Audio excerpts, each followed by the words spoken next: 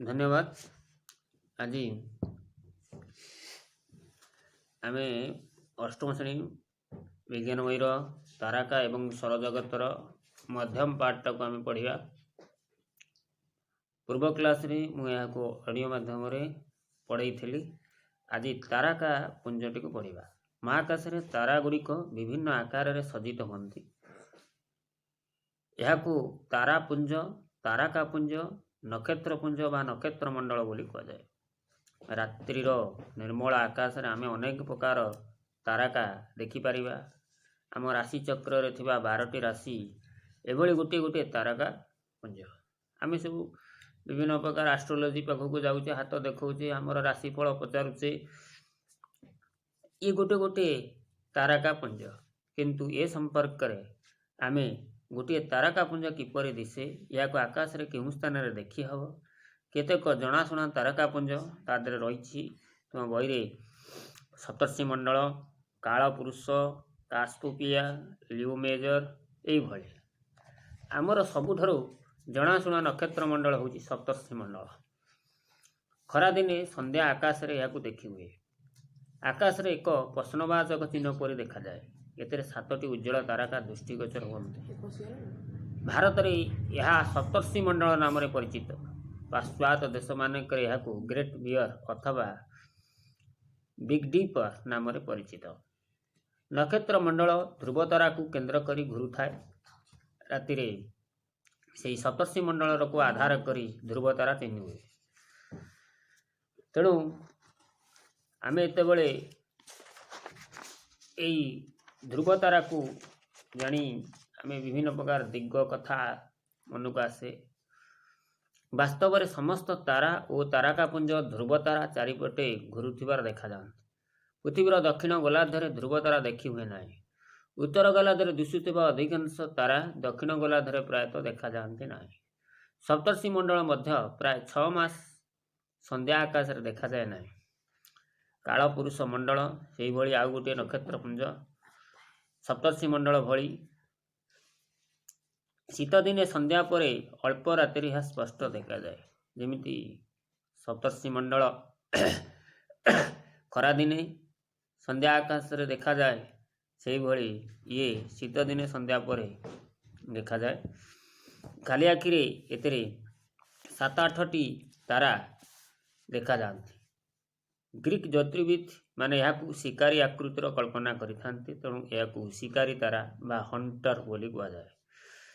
यार मध्य भाग में 3टी तारा एक रेखार रही थांती। ए रेखाटी एक शिकारी अंटा बेल्ट पर दिशुथिबारु यार नामकरण कराई। ये 3टी तारा को एक काल्पनिक रेखार जोड़ी पूर्व दिग आड़ को अल्प बाट बढ़ाइले आमे उज्ज्वलतम तारका सीरियस को देखिपर।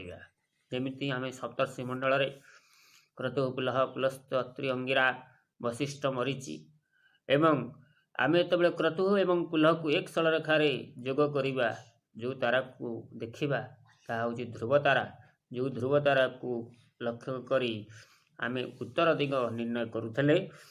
सेमती कालपुरुष मंडल रे 3टी तारा को काल्पनिक रेखा जोड़ी आम पूर्व दिग को जानीपर। यह बढ़ाइले जो उज्ज्वलतम तारका देखा या आम सीरियस बोली कहवा। से भली आउ गोटे कैसियोपिया यह उत्तर आकाश रे देखा जाए। यह एक तारकापुंज। यह प्राय इंग्राजी अक्षर W किंवा M परी। सप्तर्षि मंडल अनुपस्थित रे कैसियोपिया माध्यम ध्रुवतारा चिन्ह हुए। वर्तमान आम द सोलार सिस्टम बा सौर जगत कथा आम पढ़ा। सूर्य एवं तारा चारिपटे घुरुथिबा केतेक महाकाशीय वस्तु मान को नहीं सौरजगत गठित। एजावत यही वस्तु मानक मध्यरु 8टी ग्रह, सेमानकर उपग्रह, ग्रहाणुपुंज, धूमकेतु, उल्का इत्यादि आविष्कृत होइछि। एमानक मध्यरु आमे बसवास करुथिबा पृथ्वी गोटे ग्रह। सूर्य चारिपाखरे जो समस्त स्थान रे यार माध्याकर्षण महाकर्षण बल कार्यकारी हुए से सब स्थान सौरजगत अंतर्गत। यही महाकर्षण बल उपरे सौरजगतर एक महाकाशीय वस्तु सूर्य चारिपटे परिक्रमण करती। से बाबद आम आलोचना करवा। 2006 ମସିହାରେ ଆମେ ପଢ଼ୁଥିଲେ ସୌରଜଗତରେ 9ଟି ଗ୍ରହ ଥିଲା। ପ୍ଲୁଟୋ ସୌରଜଗତର ଦୂରତମ ତଥା ନବମ ଗ୍ରହ ରୂପେ ପରିଗଣିତ ହେଉଥିଲା। ମାତ୍ର 2006 ମସିହା ପରେ ଅଗଷ୍ଟ ମାସ 24 ତାରିଖରେ ପ୍ରେଗଠାରେ ଏକ ଅନୁଷ୍ଠିତ ଜ୍ୟୋତିର୍ବିଜ୍ଞାନୀ ସଂଘ ଯେଉଁଟାକି IAU ଇଣ୍ଟରନ୍ୟାସନାଲ ଆଷ୍ଟ୍ରୋନୋମିକାଲ ୟୁନିୟନ ତାକୁ ସେ ପ୍ରଣୀତ ମାନଦଣ୍ଡରୁ ପ୍ଲୁଟୋକୁ ସୌରଜଗତରୁ ବହିର୍ଗତ କଲେ। ସୂର୍ଯ୍ୟ ଆମ ନିକଟରେ ଥିବା ସୌରଜଗତ ଏକମାତ୍ର ତାରକା ହେଉଛି ସୂର୍ଯ୍ୟ। ବସ୍ତୁତଃ ଉଜ୍ଜ୍ୱଳତା, ତାପମାତ୍ରା ତଥା ଏହାର ଆକାର ଦୃଷ୍ଟିରୁ ସାଧାରଣତଃ ତାରକା। ଏହାର ବ୍ୟାସ ହେଉଛି 1.392 × 10⁶ କିଲୋମିଟର। ଏହା ପୃଥିବୀ ବ୍ୟାସର ପ୍ରାୟ 109 ଗୁଣ। ଏହାର ବସ୍ତୁତ୍ୱ ପ୍ରାୟ 2 ଗୁଣନ 10⁻³ କିଲୋଗ୍ରାମ। ଏହା ପୃଥିବୀର ବସ୍ତୁତ୍ୱର ପ୍ରାୟ 3 ଲକ୍ଷ ଗୁଣ। ସୂର୍ଯ୍ୟ ତାର ପରିବାରକୁ ନେଇ ଆକାଶ ଗଙ୍ଗା ବା ଗ୍ୟାଲାକ୍ସି କେନ୍ଦ୍ର ଚାରିପଟେ ପରିକ୍ରମଣ କରୁଛି। ଏହା ସହିତ ସୂର୍ଯ୍ୟ ନିଜର ଅକ୍ଷ ଚତୁର୍ଦିଗରେ ପ୍ରାୟ 25 ଦିନ ଥରେ ଆବର୍ତ୍ତନ କରେ। ଏହାର ମୁଖ୍ୟ ଉପାଦାନ ହେଉଛି ହାଇଡ୍ରୋଜେନ୍ ଆଉ ହିଲିୟମ୍, ଯେଉଁଟାକି ନିଷ୍କ୍ରିୟ ଗ୍ୟାସ୍, ହାଲକା ଗ୍ୟାସ୍। କିନ୍ତୁ ଏତଦ୍‌ବ୍ୟତୀତ ପ୍ରାୟ ଏଥିରେ 60ଟି ମୌଳିକ ରହିଥିବା ଜଣାପଡ଼େ। ଏହାର ବାୟୁସ୍ତର ତାପମାତ୍ରା ପ୍ରାୟ 6000 ଡିଗ୍ରୀ ସେଲସିୟସ୍ ଥିଲାବେଳେ କେନ୍ଦ୍ର ସ୍ଥଳର ତାପମାତ୍ରା ପ୍ରାୟ 2 କୋଟି ଡିଗ୍ରୀ ସେଲସିୟସ୍‌ରୁ ବେଶୀ।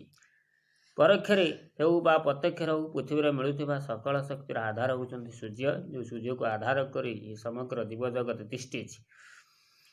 ସେହି ଗ୍ରହ ସୂର୍ଯ୍ୟଙ୍କର ମହାକର୍ଷଣ ପ୍ରଭାବରେ 8ଟି ଗ୍ରହ ସୂର୍ଯ୍ୟଙ୍କ ଠାରୁ ଭିନ୍ନ ଭିନ୍ନ ଦୂରତାରେ ଏକ ନିର୍ଦ୍ଦିଷ୍ଟ କକ୍ଷରେ ଘୁରୁଛନ୍ତି। ସୂର୍ଯ୍ୟଙ୍କ ଠାରୁ ଦୂରତା କ୍ରମରେ ଆମେ ବୁଧ, ଶୁକ୍ର, ପୃଥିବୀ, ମଙ୍ଗଳ, ବୃହସ୍ପତି, ଶନି, ୟୁରେନସ୍, ନେପଚ୍ୟୁନ୍ ଏହି ଗ୍ରହମାନଙ୍କୁ ରାତି ଆକାଶରେ ଆମେ ସହଜରେ ବାରିପାରିବା।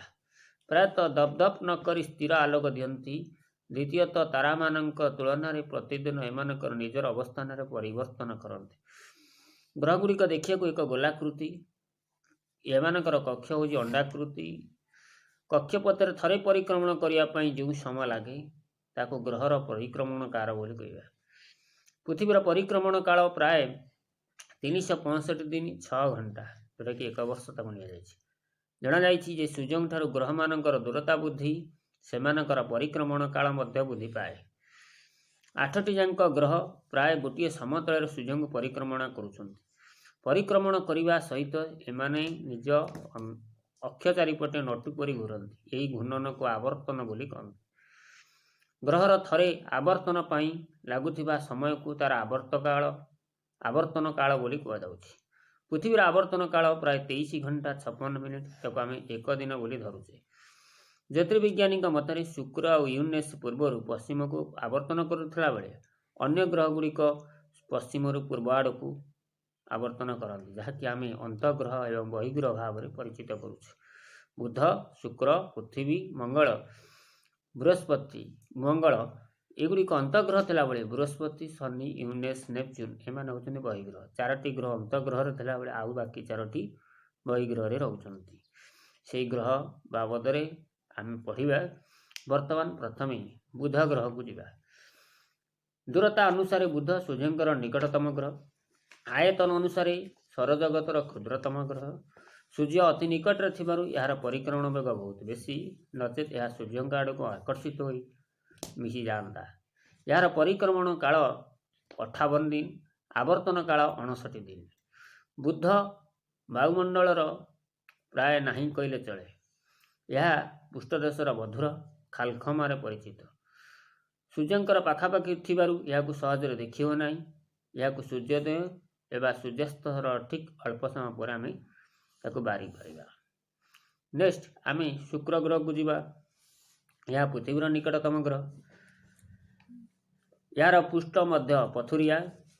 ଏହାକୁ ଘେରି ରହିଛି ଏକ ବହଳିଆ ଈଷତ୍ ହଳଦିଆ ବାୟୁମଣ୍ଡଳ। ଏଥିରେ ବିଶେଷ କରି କାର୍ବନ ଡାଇଅକ୍ସାଇଡ୍ 96% ଥିଲାବେଳେ ଏବଂ ସଲଫ୍ୟୁରିକ୍ ଏସିଡ୍, ହାଇଡ୍ରୋକ୍ଲୋରିକ୍ ଏସିଡ୍ ବିଷାକ୍ତ ଗ୍ୟାସ୍ ଭର୍ତ୍ତି ରହିଛି। ଶୁକ୍ରରେ ଜୀବନ ସମ୍ଭବ ହୋଇପାରେ ନାହିଁ। ବହଳିଆ ବାୟୁମଣ୍ଡଳ ଯୋଗୁଁ ଯିବା ସମୟରେ ତାପମାତ୍ରା ପ୍ରାୟ 480 ଡିଗ୍ରୀ ସେଲସିୟସ୍। ଏହା ଜଳଶୂନ୍ୟ। ଶୁକ୍ରରେ ପଡ଼ୁଥିବା ସୂର୍ଯ୍ୟାଲୋକ ପ୍ରାୟତଃ 85% ବାୟୁମଣ୍ଡଳରେ ପ୍ରତିଫଳିତ ହୁଏ। तेणु पृथ्वी ठारू यह खूब उज्जवल देखा जाए। कई कई या संध्या तारा बा पाहांती तारा बोली कहते। पृथ्वी आमे जो ग्रह अच्छे पृथ्वी से पृथ्वीर कथा आलोचना आम निज घर पृथ्वीर अद्यावधि आविष्कृत सौरजगत एकमात्र बसती स्थल योग्य आश्रयस्थली स्थलभाग को भूमंडल जलभाग को बायुमंडल प्राणी और उद्भिद को आम ये जैवमंडल नामित कर अनुकूल वायु अनुकूल जल भूभाग उपयुक्त परिमाणर सूर्यालोक ही एवं जैव परिसर रे सहायक होइछि। जैवमंडल स्थिति जीवमानक मध्य पारस्परिक संपर्क भारसाम्य उपर निर्भर करुछि। महाकाश देखिले पृथ्वी को गोटे नील सबुज मिश्रित गोलक पिंड भली देखा जाए। एथिरे वर्षकर थरे 6टी ऋतु अनुभूत हुए। विषुवमंडलीय समतल कक्ष समतलीय सहित प्राय 23 अध्याय आनंद होइकिनी रही थाए, जहाँ फल एटी ऋतु परिवर्तन घटुछि। मंगल ग्रह पृथ्वीर कक्षपथ बाहर यह प्रथम सौर ग्रह। यार पृष्ठतल लाल पत्थर बाली रे गठित पतला कार्बन डाइऑक्साइड आदि अच्छी। राति आकाश यह रंगर लाल। ग्रह मानक मध्य मंगल उपर अधिक गवेषणा चली। पृथ्वी सहित यार किसी सामंजस्य रहूथिबारु एथिरे जीवन संभव बोली किसी विज्ञानी मत दियंते, जोटा कि समस्ते मंगलयान उपर गुरुत्व दौरान। यार ये भी 23.98 डिग्री ढली रही। एथिरे 2टी ऋतु अनुभूत हुए, जोटा कि ग्रीष्म ऋतु एवं शीत ऋतु। आम भारत पृथ्वी में 6टी ऋतु थिला बेले एठी 2टा ऋतु अनुभूत होउछि। पृथ्वीर जेमती गोटे उपग्रह रही चंद्र, सेमती ये मंगलर 2टी उपग्रह रही, ता ना होछि डिम्स एवं फोबस। 1877 मसीह यह आविष्कार करा जायछि। वर्तमान बृहस्पति ग्रह को जीवा। सौरजगतर बृहत्तम ग्रह एवं बृहस्पतिर पृष्ठदेश गैस तरल गठित। एथिरे आयतन पृथ्वीर आयतनर 13टी ग्रहर आयतन सहित सामान। पृथ्वी भाया 13टी जी सी हूँ बृहस्पति काटी। बृहस्पतिर 63टी उपग्रह अच्छी। आमर गोटे तार साधारण दृढ़वीक्षण यंत्र देखिले एथिरे 4टी बड़ बड़ उपग्रह देखा जाए। क्षीण बलय ग्रह को परिक्रमण करुच्ची। आकार रे विराट हेले मध्य बृहस्पति निज अक्ष चारिपटे सबुठ द्रुत वेगर घूर्णन करे।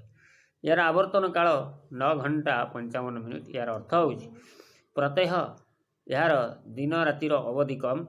बृहस्पति को दूरवीक्षण रे देखिले यार दक्षिण गोलार्ध एक विराट लाल नाक देखा जाए।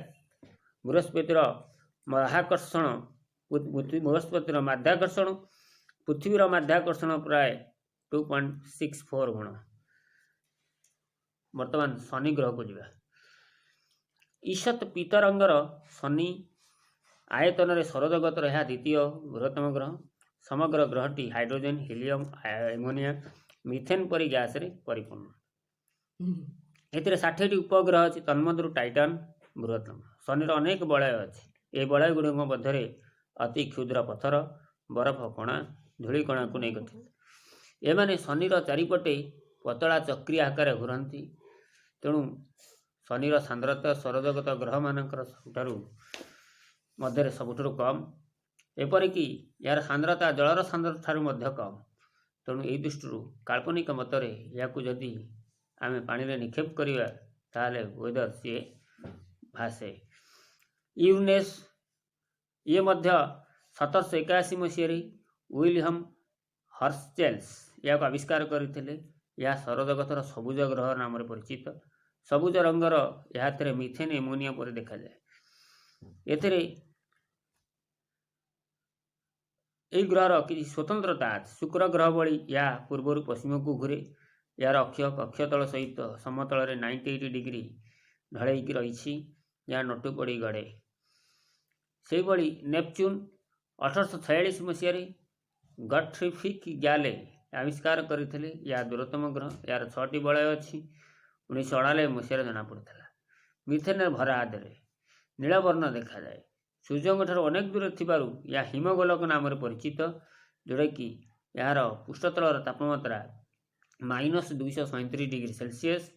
यार परिक्रमण काल सर्वाधिक। यार ପ୍ରାୟତଃ ଆମର 165 ବର୍ଷ ସହିତ ସମାନ।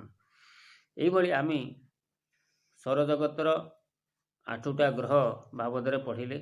ପରବର୍ତ୍ତୀ ସମୟରେ ଆମେ ସୌରଜଗତର ଅନ୍ୟାନ୍ୟ ଜ୍ୟୋତିଷ ସମ୍ବନ୍ଧୀୟ କଥା ଆଲୋଚନା କରିବା। ରହିଲି, ଜୟ ଜଗନ୍ନାଥ।